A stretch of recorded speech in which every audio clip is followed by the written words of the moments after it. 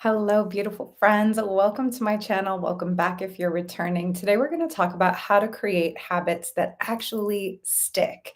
If you're new around here, my name is Sarah. I'm a certified life and business coach. I help heart centered service providers, spiritual practitioners, and creatives build the lives and businesses of their dreams. And I'm going live every day in January to talk about everything related to goals, habits, how to reach your New Year's resolutions, how to make sure that 2024 is the year that you intend for it to be. I want to make sure you get started with this year on the right foot. So I've been sharing a lot of techniques, tips, and tricks to help you make sure that that happens. And today we're going to talk about how to make sure that the habits that you're creating actually stick. I have ADHD, and so if you also are a neurosquiggly person, you know that habit creation is extra challenging for us. But if you're neurotypical or whatever that means, then these things will work for you too. It's just that they'll be easier for you, and that's awesome. So, the first thing that I want to say, and this might not be new to you, is that most people set themselves up to not achieve their goals or stick to their habits because they try to create way too many new habits too quickly. It is actually very challenging to make a habit, no matter who you are, because of the way our brain is structured. It's not because you're lazy, it's not because you suck, it's not because you're disorganized. Our brains are wired to have stronger neuronal connections to things that we're already good at and things that we already do, and to have weak or non existent connections to things that we've never done before and things that we don't do. So, when you think back to a lot of your daily habits, they were established in childhood, where, first of all, you had a lot more grace and wiggle room for forgetting to do things or not doing things in the right order or muddling through or messing up. If you just think about like how long it used to take you to tie your shoes, that's because your brain had no neuronal connections for the movements involved in tying your shoes or how to do it or what order things went in until you developed that skill. That's what it's like when you're trying to build new connections, new neural pathways in the brain. It's rickety and challenging, and you'll forget steps and you need reminders. That is a normal part of learning. And somehow in adulthood, we expect that we're just going to be able to like learn a new skill or start something new and have it be easy. So, I want to just remind us at first, or tell us if you don't know, that building habits is actually challenging, and it is designed to be challenging because your brain wants to be efficient. Your brain is the organ that uses the most calories, and like the more efficient it can be, the less calories it needs for you to survive. It really tries to be as efficient as possible by keeping you focused on things that you already know everything about, which is like evolutionarily advantageous, but not that helpful now for being a human. So, building habits is hard. And it's hard for everyone. One of the tricks that I really love is called habit stacking. Habit stacking is from a book called Habit Stacking, written by a white dude whose last name is Scott. I think his first name is an initial. It's like JR or JB Scott. It's a white guy name. He wrote a white guy book. But habit stacking is cool. And the way that it works is that you take the new habit you're trying to create and you literally stack it or add it on to an existing habit that's really dialed in. And this allows you to take advantage of an existing strong neural connection and use that existing connection to groove in the new thing that you want to do. So a great example would be if you want to start drinking more water, or you want to like drink more water every day, and you're like, okay, I'm going to start with water in the morning, then a very simple thing to do would be to attach it to, say, brushing your teeth, right? So you get a cup, you keep it next to your toothbrush, and you're like, okay, every morning, as soon as I finish brushing my teeth, I'm going to drink this cup of water. And now drinking the water is tied to brushing the teeth. You want to do that one habit just like that with no other additions every day. I would say to give it a month before it becomes routine. There may be some days, even still, where you forget and you're like, oh, let me go back. I didn't fill up that water cup, right? I was busy. I wasn't paying attention. I was on the phone. I just don't know why you'd be on the phone when you're brushing your teeth, but maybe it happens. Um, so you want to do just that one stack for a while.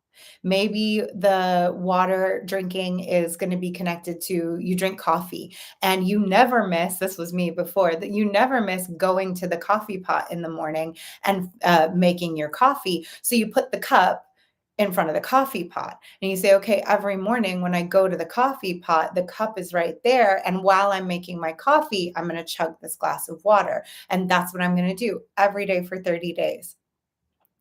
If it's something a little bit more complex, right? Multi-step, like I'm going to go for a walk around the block in the morning, then maybe you would make the habit while you're drinking your coffee. You're like, okay, I'm going to make it and I'm going to put my coffee in this travel mug. And while the coffee cup is in my hand, I'm walking around the block. And when the coffee's gone, I'm done with my walk. But I'm tying it to something that's already happening. Whatever it is you're trying to do that is your new habit, there's going to be an experimentation period where you try to connect the new behavior that you want to do with various things in your life that you already do the same way every day.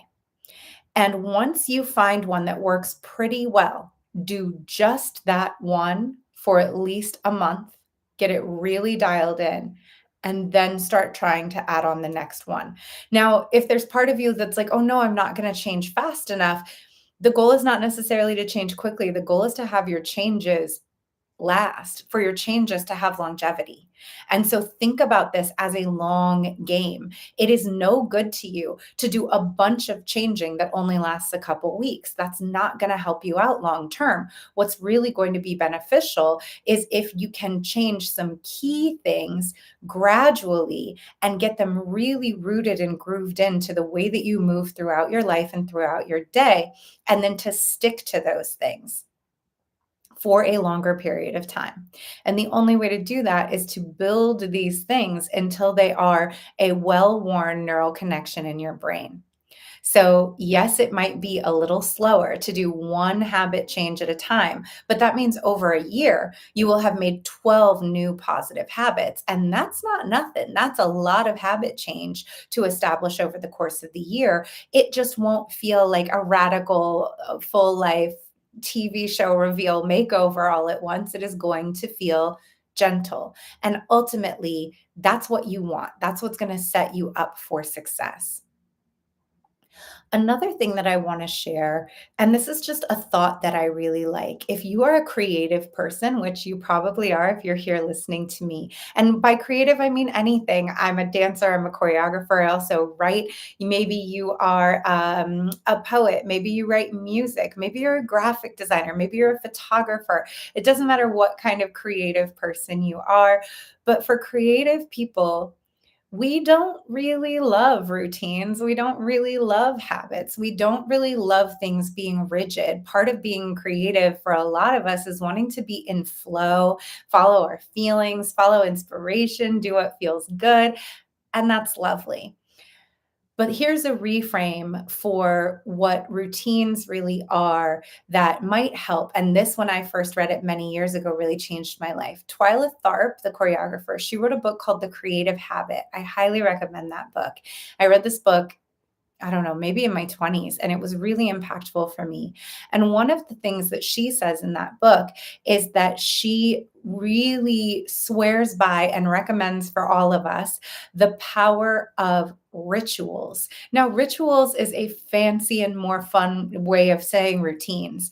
And she talks about her ritual for going to the gym. And she says every single morning for like years and years and years, decades, she has been going to the same gym, working out with the same trainer, doing essentially the same workout.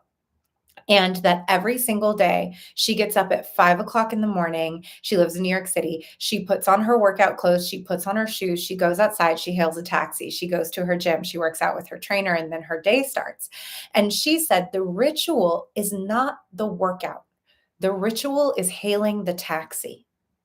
And if she does that at the same time, in the same way every day, to her brain, everything else is handled. The rest of the day is going to flow the way that it needs to. And all she has to do is get herself outside to hail that taxi, to set herself up for success for the rest of the day. The way she thinks of it is that that little one ritual of hailing the taxi is the little domino that sets the rest of the dominoes in motion. Once she's in the taxi, she's not going anywhere else. She's going to go to the gym. Once she's not going to work out. Her trainer is going to take her through the workout and she's going to do what her trainer says. Once she leaves the gym, she's not going to go anywhere else but, to the next appointment in her day. Once that first ritual happens of I get outside and hail the taxi, the rest of the day becomes inevitable. And the other thing that she says is that the more she can ritualize things in her life, she's like, I don't care that much about the workout. What matters to me is that it's always the same because I can count on it. And the more things in her life are ritualized, the more brain space she has for creativity. And that is her goal. And that's what like blew my mind. And I think it's such a beautiful way to think about ritual and routine. It's not a cage, it's not a constraint. It's one less decision you have to make. It's one less thing you have to think about. It's one less thing you have to wonder, oh, should I do it this way or should I do it that way? We're overwhelmed by choice all the time. Like just think about how many choices we have to make to like pick out ketchup. There's just too many choices everywhere all the time. And her point is that she wants to use as much brain space as she possibly can for creativity, for daydreams, for thinking about her art. And by eliminating as many daily choices as possible, she frees herself up for that, right? It's like those people who are like, oh, yeah, I wear, like, I'm an all black girl most of the time. Like people who wear all black. For me, I'm like, first of all, it's all the colors, so I don't have to pick a favorite color. Second of all, everything matches. Like it just takes away a lot of decisions in my life. I just have this simple wardrobe and everything goes together and I don't have to worry about it. And that gives me all of this space in my day to think about things that are more important to me.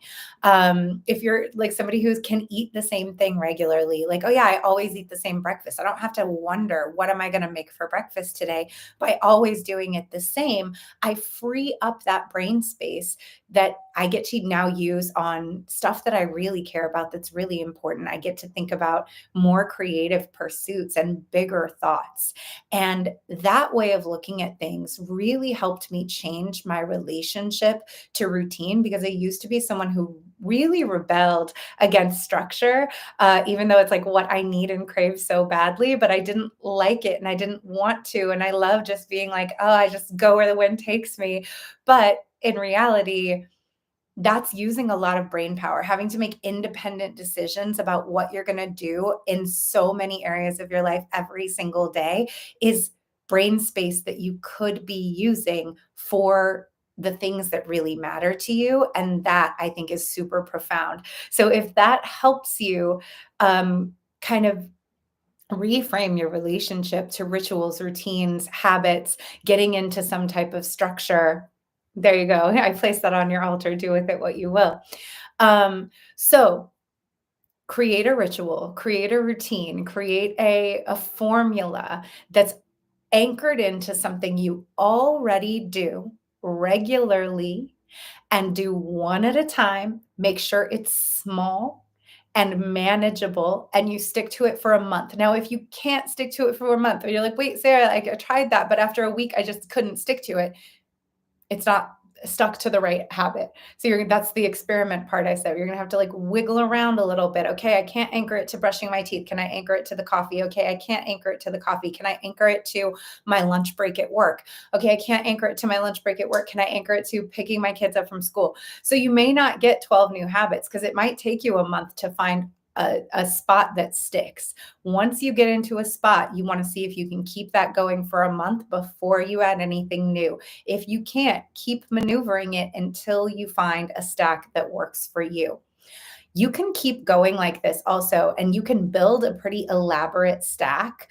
I used to have a very elaborate habit stack for my morning, which was, I think I can still recite it. I don't do it exactly this way anymore because I used to have a dog and my dog was an essential part of my habit stack. He passed away, sadly. I don't just not have him anymore. He's still here. So My elaborate morning stack, and this took me a while to develop, but by the time I had it all in place, this was my morning routine. I would wake up and I would write in my gratitude journal first thing. I would brush my teeth and turn the coffee pot on. I would feed the dog. I would pour the coffee, I'd get dressed while the coffee was being made, put my shoes on, pour the coffee into a travel mug, put on a podcast, take the dog for a walk, and listen to an educational podcast, get back home, let the dog go, take my shoes off, and now I'm warm. I'm in my workout clothes. Then I would stretch or do some type of yoga. Then I was already on the floor, so I would meditate while I was sitting on the floor. As I'm saying this, I'm like, I kind of missed this stack. Maybe I'll try to go back to it. I would sit and meditate because I was already on the floor. I was already on my yoga mat. I was already stretching. Seems like a good time. So that's where I would stretch. Then I would meditate. Then I'd go from there to I'd take a shower, I'd get ready for my day, I'd have breakfast. After breakfast, I would read for 10 minutes and then I'd go to work. And so by the time this all got set up, it was a pretty elaborate stack and I didn't build it all at once. I built it slowly over time, right? The dog walk with the podcast was number 1. Then adding stretching, that was number 2. Then adding meditation, that was number 3. Then it felt natural at that point to get ready because I was sweaty, right? But then, like, where do I want to read? Do I want to read before breakfast or after breakfast, right? Like, these things took a little while for me to get really anchored in. So I did one thing at a time. And sometimes I stayed with the configuration I had for months before I added another thing on. I didn't just create a really elaborate morning routine and day one, I wrote gratitude, went for a walk outside, stretched, read, did all that stuff all at once. I would never have stuck to it. This built out over the course of probably over a year. And I kept doing the same habit stack for, I would say, probably 6 years straight that I didn't vary it in any way. Because once I got it dialed in and it was working, I just kept doing it. Now, the things that I selected to do in my habit stack, now we're getting a little bit into how to make a morning routine, and maybe I'll do another video about that. But the things that I selected were just things that were really important to me that I wanted to make sure got done. And I know for myself that if I do stuff before I start work, it's just more likely to happen. And so the list of things that I wanted to prioritize were things that were important to me that I wanted to make sure they got done. So they had to happen before work. Once work starts, if you're like me, the day could go anywhere. People ask things of you. I might get tired. If I say I'm going to work out in the evening, but what if my friends invite me out? It's just easier to me to do everything that's really important that you want to make sure you prioritize early in the day. So I put it in a morning stack. So it's just an example of where you can take your habit stacks. Once you get one good habit dialed in and attached to your existing behavior, then those two things together are the existing behavior, and then you can stack on top of that. And then those three things are the existing behavior, and you can stack on top of that. And you just keep compounding until you've got this list of really lovely habits that supports your intentions and helps you get to where you're trying to get to, all built into the fabric of your day. And you don't have to think about it a bunch, and you don't have to wonder when you're going to do it because you just do it. Ain't nothing to it but to do it.